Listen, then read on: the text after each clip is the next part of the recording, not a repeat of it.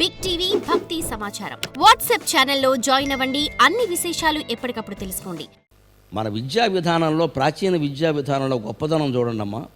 మేము 5వ తరగతి చదువుకునేటప్పుడు మా తెలుగు పుస్తకంలో ఈ కథ ఉంది. జమదగ్ని అనే పేరుతో ఇలా ఋషి వెడుతున్నాడు. అక్కడేమో ఈ భార్య శృంగార యాత్ర పట్ల ఔచిత్యం చూడండి. అవన్నీ పెడితే మా బుద్ధులు మారిపోతాయి. అందుకని ఒక జమదగ్గినే ఒక ఋషి పేరు కూడా పెట్టలేదు, ఒకానొక ఋషి అన్నారంతే. కాళ్ళు కాలిపోతున్నాయి, నెత్తి మండిపోతుంది. అందుకని సూర్యుడిని శపించబోయాడు. వెంటనే సూర్యుడు ప్రత్యక్షమే గొడుగు చెప్పులు ఇచ్చాడు అని చాలామంది నా వయసు వాళ్ళు చదువుకుని ఉంటారు. ఆ కథ ఉంది, గొడుగు చెప్పులు. ఆ కథ 5వ తరగతి చదివేటప్పుడు 9 ఏళ్ల వయస్సులో వినడం వల్ల మాకు మనస్సులో కలిగింది ఏమిటంటే, ప్రకృతి మనల్ని బాధించినప్పుడు మనం నివారణోపాయాలు కనిపెట్టుకోవాలి, కానీ అసలు ఆ ప్రకృతి పరిణామమే ఉండకూడదని శపించకూడదు, కోపించకూడదు. ఆ ఎండ ఎవరి కోసం? వాన కోసం. ఎండకి నివారణ చర్యలు తీసుకోవాలి. మీరు అసలు ఉండద్దంటే అలాగా, ఎండ లేకపోతే వాన లేదు కదా మరి. అంటే ప్రకృతిని, భారతీయ తత్వం ఎలా ఆలోచిస్తుంటే ప్రకృతిని జయించడం కాదు, ప్రకృతిని ప్రేమించడం చాలా ముఖ్యమైన విషయం. అదే పాశ్చాత్యులు, ఐరోపా వాళ్ళ ఆలోచన ఎలా ఉంటుంది అంటే ప్రకృతిని జయించాలి, ప్రకృతిని బంధించాలి, ప్రకృతిని శాసించాలి అనే ఎన్నో రకాల శాస్త్రీయ ప్రయోగాల పేరు మీద ఎన్నో అపప్రయోగాలు చేశారు. ఏం జరుగుతుందో మీరు గమనించండి. ఇంకా ముందు ముందు ప్రపంచం నాశనం కావడానికి ఒక ప్రయోగం జరిగింది, ఫలించబోతోంది.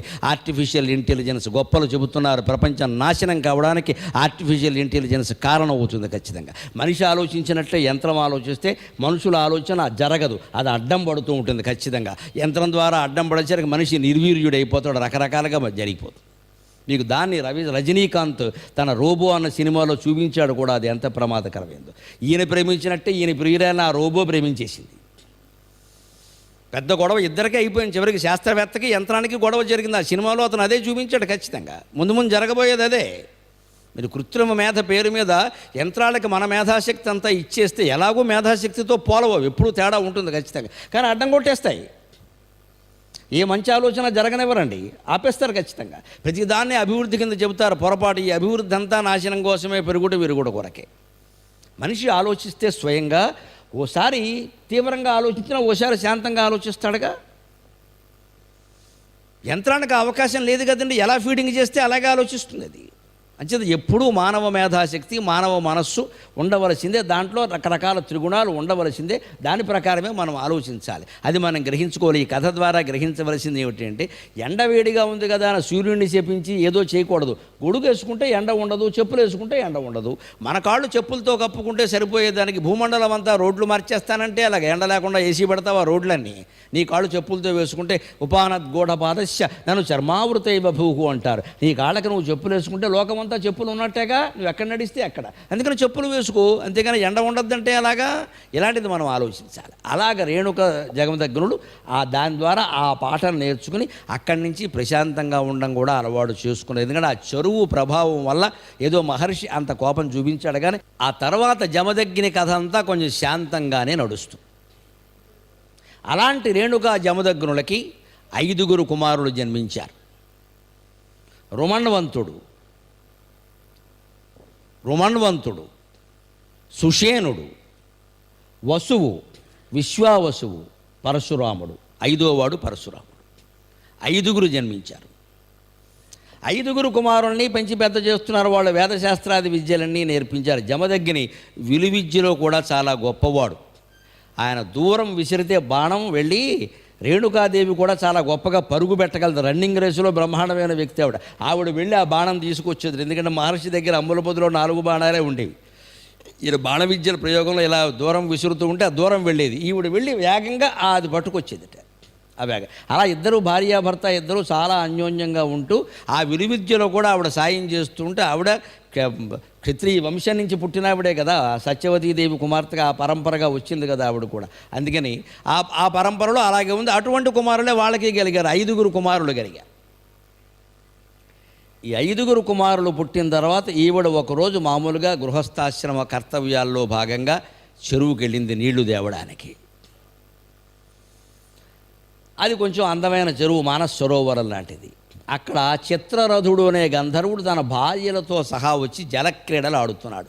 ఓ భార్యల మీద భర్త, భర్త మీద భార్యలు నీళ్లు విసురుకుంటున్నారు, సరదాగా మాట్లాడుకుంటున్నారు, చెలోక్తులు ఆడుకుంటున్నారు. ఈవిడ పాపం నీళ్లు తేవడానికి వెళ్ళిన ఆవిడ ఆ సరసాలకి శృంగారాలకి చూసి ఒక క్షణం మనస్సులో చాంచల్యం కలిగి అలా ఉండిపోయింది.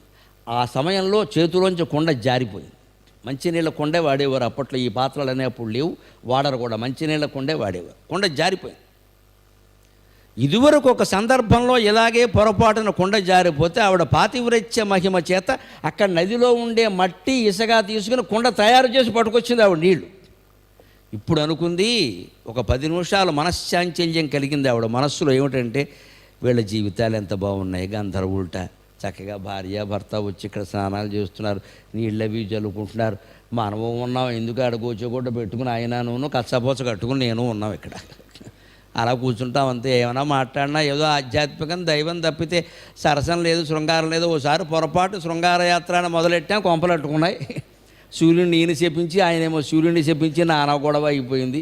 ఏమిటో ఈ ఋషి జీవితాల్లో ఒకసారి అనిపించింది, ఆవిడకేం వ్యతిరేకత కాదు, మనస్సులో అనిపించిన భావన, మనశ్చాంచల్యం అంటారు దీన్ని. ఆ రోజుల్లో దాన్నే పెద్ద దోషంగా భావించేవారు. ఈ కాలానికి ఆ కాలానికి, ఎందుకంటే మనం చెప్పుకుంటున్నది ఇంచుమించు కృతయుగానికి సంబంధించిన కదా. పరశురాముడే త్రేతాయుగం వాడు, ఆయనే ఇంకా ఇప్పుడే కదా పుట్టాడు 2 నిమిషాల క్రితం, అందుకని ఇది కృతయుగం నాటి కథ.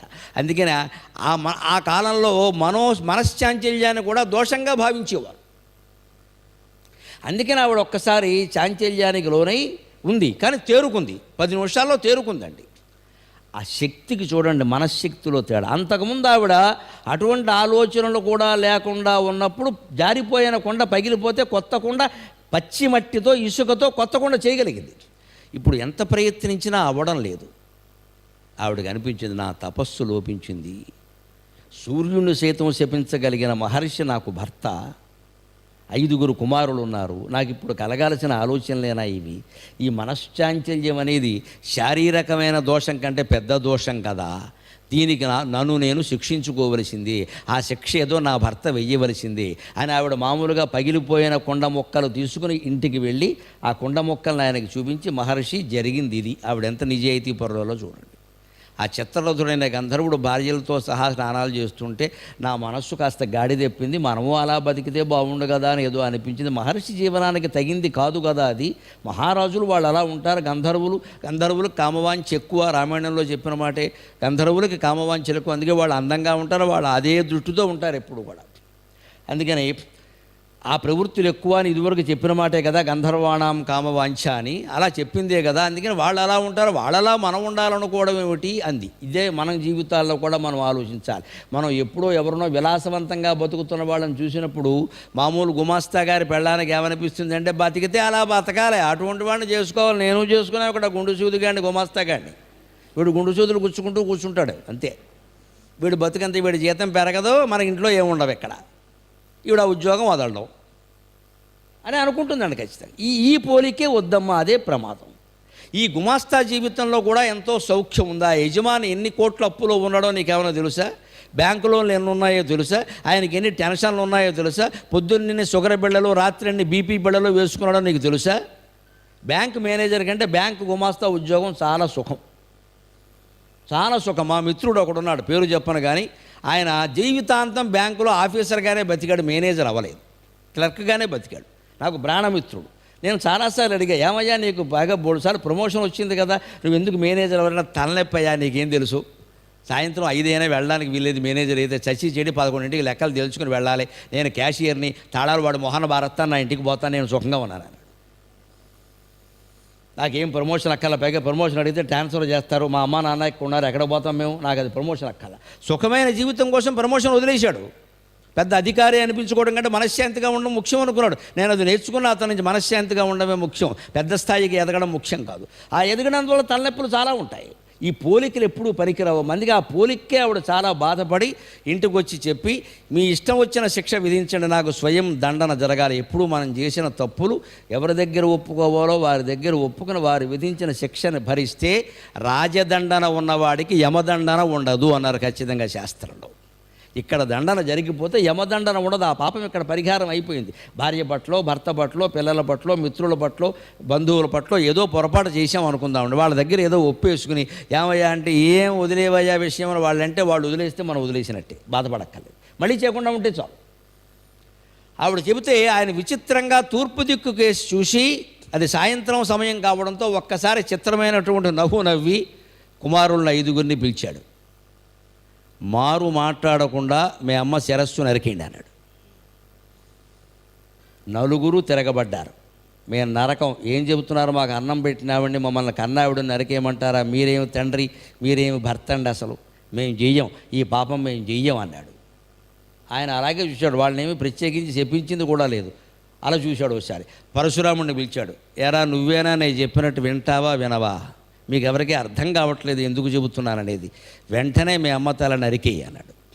మారు మాట్లాడకుండా పరశురాముడు ఖడ్గం తీసుకుని తల్లి తల నరికేశాడు. నమశివాభ్యాం నవయౌవనాభ్యాం పరస్పరాశ్లిష్టవపుర్ధరాభ్యాం నగేంద్రకన్యా వృషకేతనాభ్యాం నమో నమః శంకర పార్వతీభ్యాం సర్వధర్మాన్ పరిత్యజ్య మామేకం శరణం వ్రజ అహం త్వా సర్వపాపేభ్యో మోక్షయిష్యామి మా శుచః.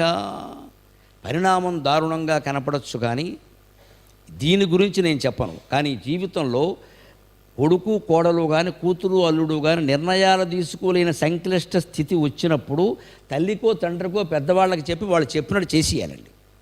అది భగవంతుడు చూసుకుంటాడు. నాకు తోసలేదు ఏం చేయాలో, మా నాన్నగారు చెప్పారు చేసేసాను, మంచు చెడ్డం అని వదిలేయడమే. లేదు ఎవరినైనా గురువుగా భావించి ఉంటే ఆ గురువు చెప్పినట్టు విని చేసేయడమే. సంక్లిష్ట స్థితి వచ్చినప్పుడే, ప్రతీదీ కాదు అక్కడ, అది ఆలోచించుకోవాలి, విచక్షణ ఉపయోగించాలి, ప్రతీదీ కాదు. పరశురాముడు ఎలా ఆలోచించాడు అంటే తండ్రి తపస్సు గురించి ఆయనకి బాగా తెలుసు. మహాతపస్సు సంపన్నుడు నా తండ్రి జమదగ్ని, సూర్యుడిని శపించగలడు, చరిత్ర తెలీదా? అటువంటి ఆయన భార్య ఎందుకు నరకేమంటున్నాడు, ఎందుకు నరకమన్నాడో తెలుసా? ఇక్కడ విషయం తెలుసుకోవాలి. ఇదే సరిగ్గా ఈ లోకంలో ఇప్పుడు చిన్నమస్త ఉపాసనగా ప్రఖ్యాతమైంది. ఈ రేణుకాదేవిని చాలా చోట్ల ప్రత్యేకించి తెలంగాణలో రేణుకా ఎల్లమ్మ అని పూజ చేస్తారు. హైదరాబాద్లో రేణుకా ఎల్లమ్మ దేవాలయం ఉంది, ఈసారి వెళ్ళినప్పుడు చూడండి. అక్కడ ఈ చిత్రం ఉంటుంది, ఇలా నరుకుతున్న చిత్రం. చిన్నమస్త అంటే తెగిపోయిన తలకాయ కలిగింది అని అర్థం. కానీ అలాంటివి మనం చేయకూడదు, ఇవి భయంకరమైన ఉపాసనలే, కానీ లోకంలో ఉంటాయి. వీటి ఒక రకంగా క్షుద్ర ఉపాసన అంటారు. ఈ చిన్నమస్త దశమహావిద్యల్లో ఒకటి. కాళీ, భైరవి, చిన్నమస్త, త్రిపుర భైరవి, మాతంగి, కమలాత్మిక, ఇలాంటివి దశమహావిద్యల్లో, అందులో చిన్నమస్త కూడా ఒకటి. ఆ చిన్నమస్తాదేవి ఈ రేణుకా ఎల్లమ్మ. ఇది ఉపాసనాపరంగా అర్థం. ఇక మనస్తత్వశాస్త్రపరంగా మానవీయమైన కోణం ఏమిటంటే ఆనాటి ఋషులు మనస్సులో కలిగినటువంటి చాంచల్యాన్ని చాలా దోషంగా భావించేవారు, ఆడాళ్ళు మొగాళ్ళు కూడా. లేకపోతే ఆవిడే వచ్చి నేను తప్పు చేశాను శిక్ష విధించడం ఎందుకు అడుగుతుందండి, ఆవిడ చెబితేనే చేసాడు, ఈయనేమి అడిగి ఆయన ఈ దివ్య దృష్టితో చూసి గ్రహించాడంటారు, పొరపాటు. అలా పురాణాల్లో ఎక్కడా లేదండి. రేణుకు జమదగ్ని గ్రహించి రాగానే నరికేయమన్నాడని కొందరు చెబుతున్నారు, తప్పండి, అదే పురాణంలో ఎక్కడా లేదు. ఆవిడ స్వయం దండన విధించమని అడిగింది, అడిగితేనే చేశాడు. ఎందుకంటే ఆలోచనలకి చాంచల్యం ఎక్కడ పుట్టింది? మనస్సులో. మనస్సుకు భౌతిక రూపం ఏది? మెదడు. ఆ మెదడు ఎక్కడుంది? శిరస్సులో ఉంది. ఆ తల పోయే వరకు ఈ ఆలోచనలు పోవు. ఇంకో అవతారం ఎత్తవలసిందే, ఇంకో జన్మ ఎత్తవలసిందే, మళ్ళీ పవిత్రమైనటువంటి జీవనాన్ని గడపవలసిందే, ఇంకో జన్మ ఖచ్చితంగా ఎత్తుతుంది, మళ్ళీ బతుకుతుందని తెలుసు. అందుకే ముందు వేసేయారు ఆయన. ఆయన తపస్సు మీద నమ్మకం ఉండబట్టే పరశురాముడు ఇతర సోదరుల కంటే భిన్నంగా ప్రవర్తించి వేసేశాడు. చంపేసిన వెంటనే జమదగ్ని అల్ప సంతోషులు కదా, బ్రహ్మాండం, నలుగురు చేయని పని నువ్వు చేసావు, నీకేం వరం కావాలో కోరుకుంటే, నాన్నగారు మా అమ్మను బతికించండి అన్నాడు ఆయన. ఆలోచించండి, హిందూ పురాణాలని చదవకుండా, తెలియకుండా, అవగాహన లేకుండా అజ్ఞానంతో విమర్శిస్తారు. ఇటువంటి ఘట్టాలు విన్నప్పుడు వాళ్ళెంత అవివేకులో అర్థమవుతుంది. అసలు జరిగింది కథ మీరు నమ్ముతున్నారా? జరిగిందేనే కదా. జరిగిందని మీరు నమ్మినప్పుడు జమదగ్ని చెప్పిన ప్రకారం పరశురాముడు తల్లిని చంపడం జరుగుంటే తిరిగి బతకడం కూడా జరుగుండాలి. తిరిగి బతికించగలిగినటువంటి శక్తి ఉన్న మనిషి చంపేయమంటున్నాడు అంటే తిరిగి బతికించగలడు కాబట్టే అన్నాడు. అగ్నిలో ప్రవేశించిన సీత అగ్ని కంటే పవిత్రంగా తిరిగి రాగలదు కాబట్టే రామచంద్రమూర్తి అగ్నిహోత్ర ప్రవేశించేయమని చెప్పాడు. అర్థం లేకుండా మాట్లాడితే ఎలాగా? అలాగని మనకు అనుమానం వచ్చినప్పుడల్లా మనం అగ్నిలో ప్రవేశించమంటే నువ్వే దూకు నాకేం పని అంట. మనమేమన్నా రామచంద్రమూర్తులమా ఇక్కడ? మనకి ఆవిడ ఒకవాడు బుగ్గైపోతే బతికించే శక్తి ఉందా అండి? రాముడికి ఉంది. రాముడి దాకా అక్కల సీతకే ఉంది. పైగా అగ్ని వచ్చి అంటాడండి, అగ్ని సీతాదేవుని రాముడికి సమర్పిస్తూ అంటాడు ఆ యుద్ధకాండలో, నేను చాలా అల్పుణ్ణి, అమ్మవారిని పరీక్షించడానికి నేను సరిపోను అంటాడు. అగ్ని అంటాడు స్వయంగా. సీతాదేవిని పరీక్షించడానికి నేనేవన్నయ్యా, అల్పుణ్ణి ఎందుకున్నావు, అల్పుణ్ణి నాకు తెలుసునయ్యా, నువ్వు ఊరుకో అంటాడు రాముడు. వాళ్ళకి తెలిసి చేసిన పనులు అవి. అందుకే ఆ ఘట్టంలో వాల్మీకి రామాయణం చదివితే అర్థమవుతుంది. రాముడు సరిగ్గా జమదగ్గిన మహర్షి చూసినట్టే ఒక దిక్కుకేసి ఒక నక్షత్రం కేసి చూస్తే అదో రకంగా నవ్వుతూ నీ ఇష్టం, నువ్వు ఎక్కడికి వెళ్ళినా మంచిది అంటాడు. అగ్నిలో దూకమని ఆయన చెప్పలేదు. అగ్నిలో దూకమని ఆయన చెప్పలేదు. తెలియకుండా విమర్శలు చేయొద్దు, నీ ఇష్టం, నువ్వు ఎక్కడికి వెళ్ళినా మంచిదే అన్నాడు. నేను రక్షించడం క్షత్రియుడిగా భర్తగా నా ధర్మం కాబట్టి రక్షించా, నువ్వు ఎక్కడికి వెళ్ళినా మంచిదే అన్నాడు. ఇంత మాట భర్తను నాకు నేనెందుకుంటానని ఆవిడ దూకింది. ఆవిడ ఇష్టం అది. దూకిన ఆవిడికి తెలుసు తాను తిరిగి వస్తానని. చూస్తూ ఊరుకున్న వాడికి తెలుసు ఆవిడ తిరిగి వస్తుందని. ఈ విమర్శకుల వరకు తెలియదు. ఎందుకంటే వీళ్ళ పెళ్ళాలు అటువంటి వాడు కాదు, వీళ్ళు అటువంటి వాడు కాదు. వీళ్ళకి దూకమనే శక్తి లేదు, తిరిగి బతికించే శక్తి లేదు. వీళ్ళెవరండి మాట్లాడడానికి? చదవకుండా, తెలియకుండా, మహర్షుల చరిత్రలు ఏమిటో తెలియకుండా, తపస్సులు తెలియకుండా మాట్లాడితే అలాగే ఉంటుంది. మనస్సులో ఒక దోషం, ఆలోచనలో తరచు దోషం వస్తున్నప్పుడు, ఆ మనస్సు కేంద్రం మెదడైనప్పుడు, ఆ మెదడుకి కేంద్రమైనటువంటి తల కూడా తీసేస్తంటే ఇంకో జన్మెత్తితే తప్ప ఈ దోషాలు పోవో అని ఆనాడు భావించేవారు. ఇవాళ అలా భావించమని కాదు, చెయ్యమని కాదు. ఇవాళ తల తగ్గొట్టుకున్న ఉపయోగమే లేదండి, జరగదు అది. ఇది కలియుగం, అది కృతయుగం. తేడా తెలుసుకుని మాట్లాడాలి. యుగ ప్రభావం ఉంటుంది ఎప్పుడు. వాళ్ళు తెలుసున్న వాళ్ళకి అవన్నీ చాలా చిన్న విషయాలు. వాళ్ళకి అవి భోజనం చేసినట్టు, పలహారం చేసినట్టు ఉంటాయి. వాళ్ళకి ఇవన్నీ పెద్ద తీవ్రమైన విషయాలు కావు. అందుకే ఆయన మా అమ్మను బతికించండి అనగానే దానికేముందిరా, ఆ మొండానికి తలకాయ జత చేయమన్నాడు. ఊరికే ఏదో ప్లాస్టర్ ఆఫ్ ప్యారిస్ పెట్టి అతికించినట్టుగా నా తలకాయ తీసుకొచ్చి మొండెం దగ్గర పెట్టగానే అమ్మవారు లేచి నుంచుందండి, రేణుకాదేవి లేచి నుంచుంది. మరి ఆవిడ తిరిగి భర్తను శపించలేదే, కనీసం కోపగించలేదే, నాకు పునర్జన్మ ఇచ్చారు, సంతోషం అని చెప్పింది. ఇది మన మహర్షుల చరిత్ర. వాళ్ళ గురించి మాట్లాడడానికి ఒక 100 జన్మలు ఎత్తాలండి. మామూలు మాటలు సరిపోవండి. ఆ తపస్సు మనం చెయ్యాలి. తపస్సుకు మూలం ధ్యానం, ధ్యానానికి మూలం భగవన్నామ స్మరణ. ఆ స్మరణైనా చెయ్యాలి కదా. చేయకుండా ఎక్కడి నుంచి వస్తాయి ఈ లక్షణాలు రమ్మంటే?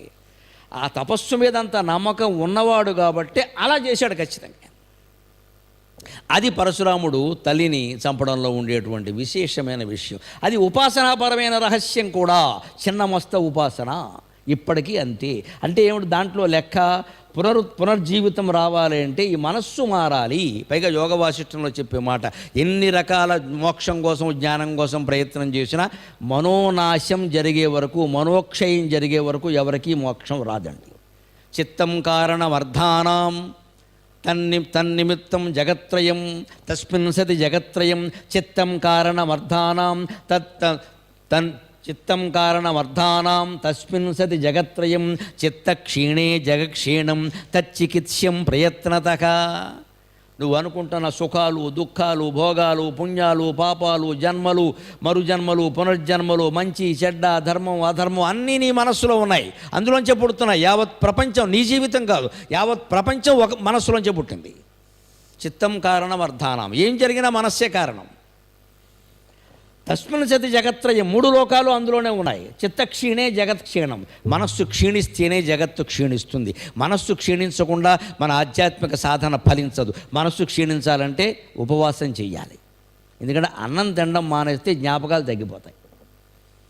అలాగని కఠినమైన తీవ్రమైన ఉపవాసాలు చేయమని కాదు, జ్ఞాపకాలు తగ్గడం కోసం అప్పుడప్పుడు ఉపవాసం చెయ్యాలి.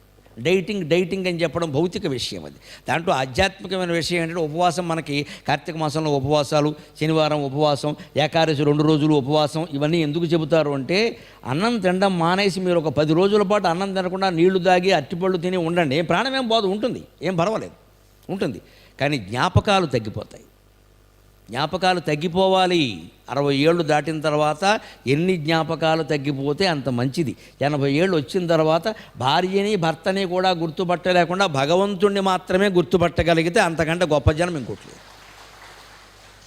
నరుడు అందరినీ మర్చిపోవాలి, నారాయణుని గుర్తుపెట్టుకోవాలి. మన దిక్కుమాలిన మనస్సు ఎలా ఉంటుందంటే నారాయణుని వదిలేసి వీళ్ళందరినీ, ఈ తాటాకులు గ్యాంగ్ అంతా గుర్తుపెట్టుకుంటాం మనం. మా మేనలుడు వచ్చాడు, నేను గుర్తుపట్టనే లేకపోయా. కొంపలు అంటుకుపోలేదు వాడికి. నీకు ఆస్తి తగాదాలు ఏం లేవు. ఇప్పుడు 90 ఏళ్ళ ఆవిడకి మేనలుడు గొడవ ఎందుకండి? లేనిపోను గొడవ.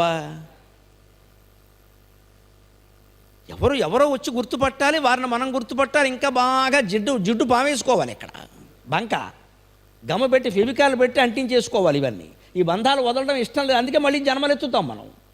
వాళ్ళు రేణుకాదేవి ఎలా ఆలోచించిందంటే మహాసాధ్వి, అంతేకాదు మహా తపస్విని. కాబట్టి ఎలా ఆలోచించిందంటే నా మనస్సులో కలిగినటువంటి ఆలోచనలు మళ్ళీ రాకుండా ఉండాలంటే ఈ తల తగాల్సిందే. నా భర్త సమర్థుడు, ఇంకో తల ఇప్పించగలడు, ఇంకో తలతో నేను బతకాల్సింది, ఇలా ఉండాలని వీల్లేదు. అది ఉపాసన అంతే. కానీ భర్త సమర్థుడు కాబట్టి, మహాతపస్వి కాబట్టి ఆవిడ తలకాయ లేకపోయినా మళ్ళీ శిరస్సు కలిగేలా చేశాడు. అదే రేణుకాదేవి మళ్ళీ బతికింది. అంతటి తపస్సు సంపన్నుడు. For more videos like this, subscribe Big TV channel.